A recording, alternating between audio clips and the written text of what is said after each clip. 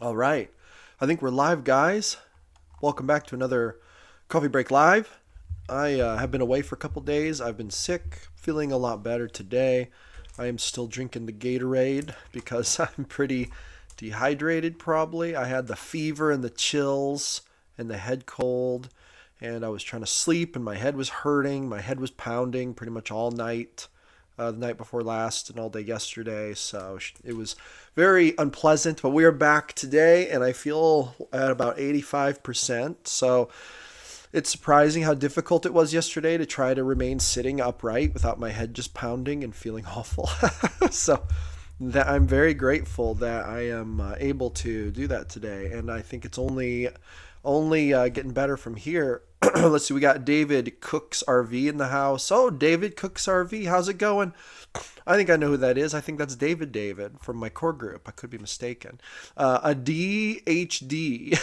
What? Good to see you. JW's in the house. How's it going, JW? Um, I was Ark. How's it going? Drew and Dragons. Hope you're feeling better. I was dealing with a head cold yesterday too. Some NyQuil and way more sleep than I ever want. I'm back, baby. Yeah, that NyQuil is amazing stuff, isn't it? Robert says, yo, Whispering Wisps in the house. How's it going? David says, glad you're doing well. Thank you, David. David, you sent me a message and I need to respond to you about the chicken, which is the answer is yes. And then I'll cook some sides. Paul says, welcome back to the living. Thank you, Paul. I appreciate you. All right, we're talking about homebrewing classes today, and this is going to be pretty awesome. I've got a couple comments in the Discord. Didn't get a ton of comments in the Discord for this one, I think because I posted it a little late. However, feel free to drop your ideas, your insight into the chat. I would like to give my 2 cents and then get the collective wisdom of the chat in here. Basically, how do you balance those homebrew classes and maybe even more specifically those subclasses? Because right now, with the way D&D is set up, actually, it makes it so that the best way to homebrew is probably to homebrew subclasses, in my opinion, rather than entire classes. There's so much cool open-ended infrastructure to work from brewing the subclasses rather than starting like with a whole class. So you can kind of take what D&D has done in the 2024 Player's Handbook and you can make really awesome homebrew subclasses, and that's where I think the magic is right now. I think that's what I want to be doing is homebrewing subclasses instead of full classes, but that's what we're going to talk about today. JW says love NyQuil. Yep. Prophet Roll says, hey everyone. Hey Prophet Roll, how's it going? Thank you so much. I am feeling better. All right, so here's my 2 cents on this, and actually it really comes down to this. It's pretty simple. I love homebrewed classes, but you do have to be careful because they can get very overpowered very quickly. And if you are like me and you have a tendency to want to let players play what they want to play, then there's going to be maybe a strong tendency to just approve whatever comes across the table. Like someone might send you custom class, and so you browse over it quickly and you don't see anything wildly out of the ordinary. And you think to yourself, yeah, okay, they probably designed it. They probably put a lot of work into it. We're good. Yeah, go for it. And then you slide it back over to them.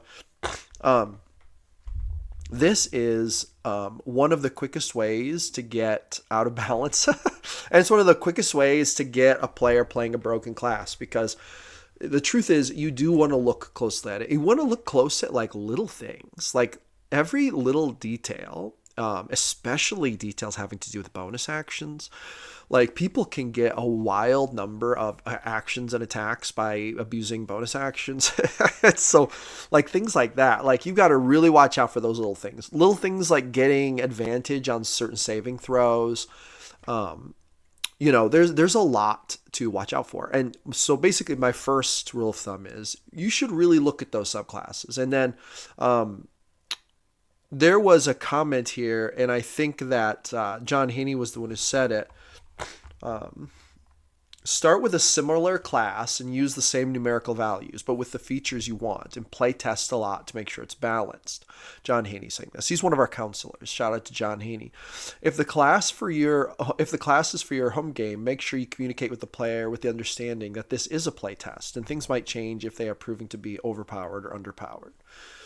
So I think John is right in the sense that like one of the best ways to see if a class might be overpowered is to compare it to like a class from the book, like that's very similar. and to just see if they have comparable power structures. And then basically make yourself a little list of like, what is this homebrew class getting that this class doesn't get? In other words, what makes it more powerful, or what makes this homebrew class maybe a little less powerful than the regular class?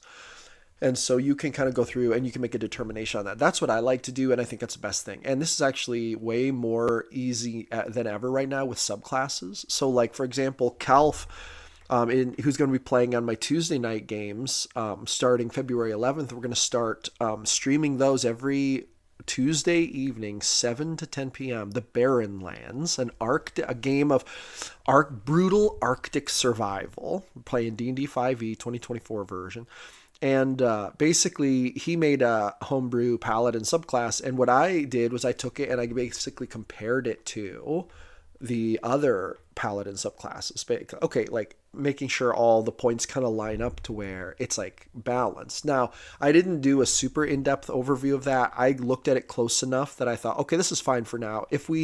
And then I kind of left it open with a clause. We may need to tweak one or two things moving forward, but I think we're probably good, And so that's kind of the approach that I tend to take with it, is I want to kind of compare it, because everything in the book has been really play tested. And John Haney's right about this, there is no substitute for really adequate play testing. And there's really no way to know if a homebrewed class or subclass is going to be broken until you do a significant amount of play testing and the player attempts to break it. They attempt to like break the game with it. So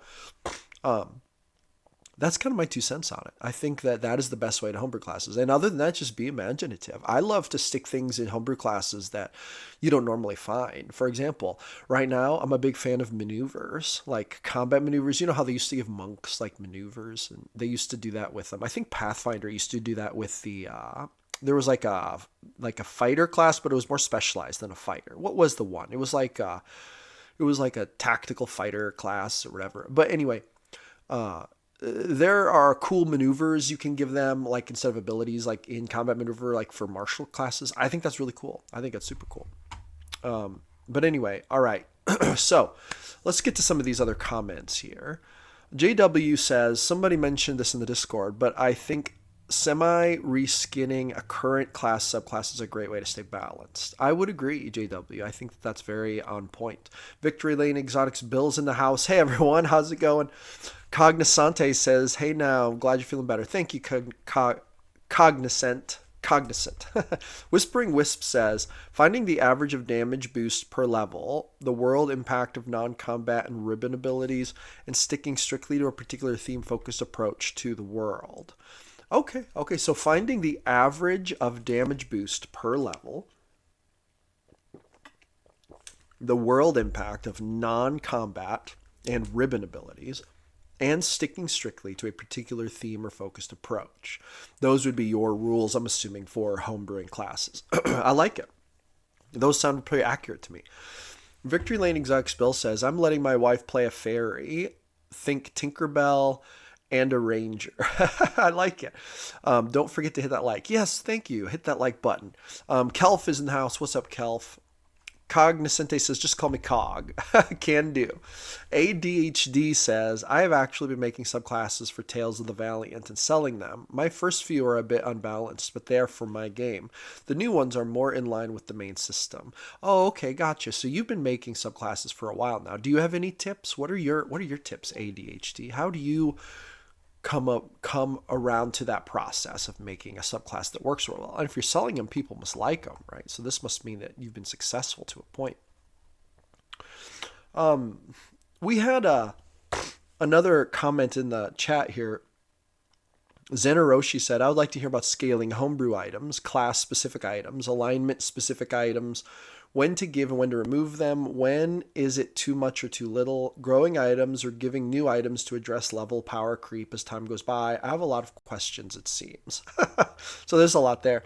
And then JW gave an answer. As for weapons and starting the small and growing more powerful the longer a character has it. Check out Ancestral Weapons on DM's Guild. Cool stuff. For scaling homebrew magic items, I like to think of what the highest level spells are that the party in question can cast and work at that level and down. Going too powerful can unbalance encounters, but there are exceptions, of course, once in a blue moon special events. I'd recommend comparing your homebrewed stuff against what's in the DMG and also sources like the 2 Griffin's Saddlebag books and some of the Mage Gate items. Okay. Heck yeah. We've got 23 concurrent viewers. Hey, thank you all for hanging out. This is awesome. We had like 30 the other day. We got up to a record high. So it's going awesome. Let's see here. Garrick says, about time I showed up. Hey, Garrick, how's it going? ADHD says action economy is a main factor. Okay, this was in reference to basically being successful subclasses in terms of selling them. Victory Lane Exotics Bill says, that's what I did for Wife's Fairy. We made her background so she was raised in an elf village, so her stats are very much like an elf ranger. She has fly, but I've discussed with her she can't use it too much. Oh, did you put like a limiter on it? Can she only like fly once per day or something? Victory Lane Exotics Bill, did you get the pick in Discord of the Mythology and Legend book? I have not even looked up. I have them all backed up on Discord from being out for the last 2 days. Discord is after YouTube stuff on my list today. I have to catch up on YouTube stuff first, then Discord. So I've not probably seen it yet, but rest assured I will get to it. Mr. Vincent, how's it going, Mr. Vincent? Says, glad the revival has started. Welcome back-ish. Yes, I'm happy. I'm happy that I'm back-ish. Okay, so as for these other things that Zenarashi was saying, I would like to hear about scaling homebrew items, class-specific items, or alignment-specific items, when to give them, when to remove them, when is it too much or too little, and then growing items or giving items to address level power creep as time goes by. So it's hard to explain how to gauge that sometimes, because when you see it happening, like when you do it and you feel the effects of it in the game, it'll give you a very real and visceral idea of how those things affect your games. And that feeling of understanding how the items are affecting the game is going to show you a lot more than anyone explaining it to you. But let me explain it like this. Like, think about anything that class or level of character could do in the future, and then having them have that ability now. Like, as they get higher in power level, they're going to gain abilities and spells and stuff that are going to be more powerful. And really, JW spoke to this saying, work back from spells they have available now, like work from there backwards. But like, when you start giving player characters abilities that are having spells or abilities that are beyond their current level, you have basically a situation where you have these player characters that are at a certain HP. They have, a certain range of abilities. And then they have this way more powerful, maybe ability, one property of a magic item or something. And you realize that it's good enough that it really makes it so that combats become a steamroll, or makes it so that role play scenarios become a steamroll. So you think to yourself, okay, well, I need to up the power level. But when you up the power level, you end up steamrolling them because they're not at a high enough level, right? So this is like where you get like unbalanced conflicts, but even more so. And I'm not even so worried about that problem. Excuse me. What I'm worried about is, what if one player character has an item that has an ability that's like way up here in power level, and all the other player characters have stuff that's down here? That one player might be able to do wildly powerful things, and you wouldn't necessarily even think about it. But if you think about it, even a spell one level higher can make a huge difference, and it really can. Something like teleport makes a massive, massive difference, or something like Dimension Door. When a player character has access to that spell a level earlier than everyone else, like through the power of like an artifact or an item, this makes it really, really dangerous for them to kind of outpace the rest of the group. And then you have a situation where they need combats to be a certain level dangerous, but everyone else is going to get killed by those combats. And so it creates this like lopsided party dynamic. And that's actually, I think, a bigger danger. So yeah, just take a look first at like, okay, what stuff do they have available right now? And then be very careful about awarding things that are like a level beyond where they are right now, or 2 levels beyond, or 3, unless you're really sure you want to do that. And then when you do it, you may need to spread it out kind of evenly. Now, there are some great comments coming through here. I want to get to these. Let's see here. Let's see here. Oh, Victory Lane Exotics Bill. On the subject of the fairy who could fly, says, yeah, I didn't want it to break the game. Volkai. Hey, Volkai, how's it going? Says, homebrewing classes is something I'd love to do, but haven't tried yet because horribly breaking the balance of the game scares me. You know, it's not as scary as it feels like. You can always err on the safe side and send in weaker, like, so you could always err on the safe side and let the party steamroll a few combats and then just get comfortable with it and watch what they do, see what their tactics are, and then run some enemies that are more well adjusted to the abilities and stuff they're using, because that's another thing is abilities can be countered with like an intelligent a group of enemies who have studied the party. So you could kind of set it up like that, you know, whatever. David Cooks RV says, I like to use sentient items. The more you please the item DM, the more powerful the item may become. Yes. Yes. David and I have a lot of experience with magic items.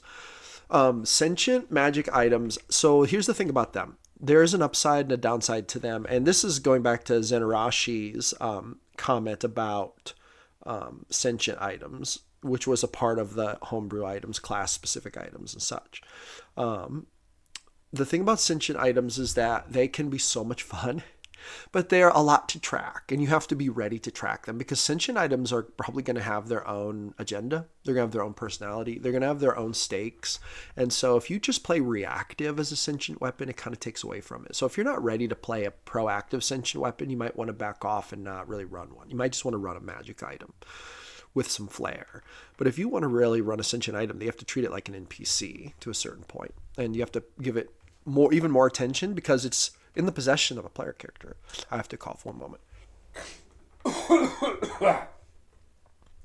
Still kicking. Profit Roll says, if a feature is too strong, you can lower numbers or increase when you get it. So that's true, but it is also a little bit, it's a feel bad moment, I think, when a GM gives a player character like a really powerful item. And then in the next 2 sessions, they say, we're going to tame that down. I didn't anticipate how powerful that was. That you can do that, but personally, I think that's a feel bad. I would rather not even do that. Like, I'd rather start out with it being weaker, and then I could gradually upscale it. Is what I would rather. I would always rather err on the side of like weakness with it, making it weaker. Victory Lane Exotics Bill says, the D&D book Artificers and Alchemy is good for the items and gear. Okay. Garrick says, I avoid sentient items, extra work and complication for not enough benefit. Okay, that's fair. I understand it is extra work. And they may or may not be of any real more benefit than an NPC would be, except for there's the fun aspect of like the players keep them around because they're like helping the players directly with usually bigger stats. So that's kind of fun. Victory Lane Exotics Bill says, Garrick, the Artificers and Alchemy book explains sentient pretty well. David Cooks RV says that is fair. Robert says, whenever I homebrew a subclass, I try to think of character flavors or something cool that I'd like to see in the game in terms of balance. I try to let that player know that this is a working process. Garrick says, I know what it is and therefore avoid it. Garrick is stoic in his stance against sentient items. He doesn't want to see them. I have to hydrate. Victory Lane Exotics Bill says, Robert, that's key to explain to players that you're working on making it works best. I would agree. Giving the players that little heads up before you give them, if you think you might change it, is a good thing to do. Let them know, out of game, I'm letting you know this is a trial run. In game, you don't really know the nature of this item. It seems to fluctuate in power. It's very chaotic. Profit Roll says, yeah, I test the waters outside of a campaign where players expect their class to be as it is when they choose it. That's a really good idea. One kind of issue with that is I find that there's not usually a lot of time. Usually if you're starting a campaign, you don't always have time to run some sessions before the campaign starts. That can be a barrier for some people. I know, like a kind of a time barrier. Some people don't have the time for that kind of thing. So just kind of doing the prep work beforehand, maybe even running it yourself just through some quick combats to see. Those can be good. I have to cut this recording short because I'm getting a phone call, everyone. And I will be back in touch tomorrow morning at 6 a.m. I'm getting a pretty important phone call. I think there's a kid sick at school. So anyway, I'm going to cut it off there. Thank you all for joining me. I will resume